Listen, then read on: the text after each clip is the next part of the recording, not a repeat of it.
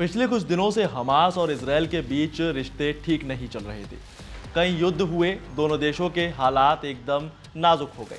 लेकिन अब लोगों की सांसों में सांस आ गई है। जी हाँ, इजरायल और हमास के बीच अब जंग का अंत हो गया है।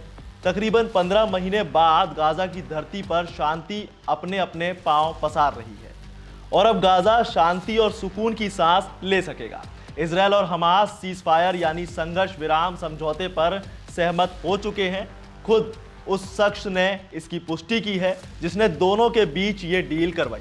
ये वही शख्स है जिसने अपनी धरती पर दोनों देशों को एक साथ लाकर बातचीत करने पर मजबूर कर दिया, जिसकी बात खुद बेंजामिन नेतन्याहू भी नहीं काट सके। कौन है ये?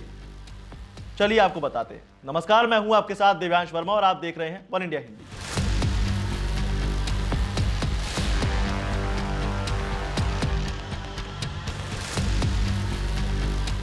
कतर के प्रधानमंत्री ही वही शख्स हैं जिनकी वजह से आज इजरायल हमास मारकाट छोड़ने पर मजबूर हुए हैं।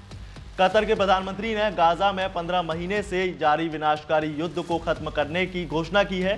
साथ ही उन्होंने कई इजरायली बंधकों की रिहाई के लिए इजरायल और हमास के बीच संघर्ष विराम समझौता होने का भी ऐलान किया है।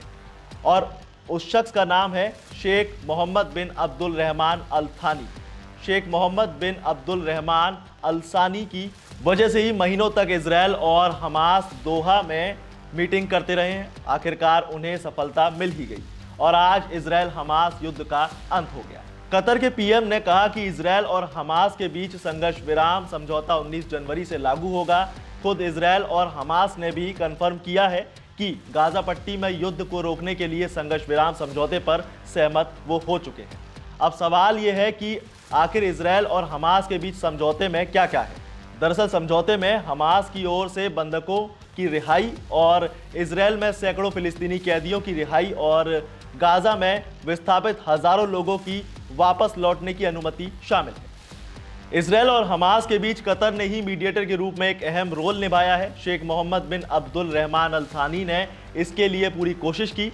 कतर ही वो देश है जिस पर इजरायल के पीएम बेंजामिन नेतन्याहू को भी भरोसा था और हमास को भी। इसकी वजह यह है कि कतर एक ऐसा देश है जिसका इजरायल और अमेरिका और साथ ही हमास तीनों से ही संपर्क है। बता दें कि शेख मोहम्मद बिन अब्दुल रहमान अल थानी कतर के प्रधानमंत्री हैं। उनका जन्म 1 नवंबर 1980 को हुआ था। वो एक कतरी राजनयिक, अर्थशास्त्री और राजनेता हैं जो मार्च 2023 से कतर के प्रधानमंत्री हैं। इससे पहले वो डिप्टी पीएम और विदेश मंत्री का पद भी संभाल चुके हैं। फिलहाल इस खबर में बस इतना ही। ज्यादा अपडेट्स के लिए बने रहिए वन इंडिया हिंदी के साथ।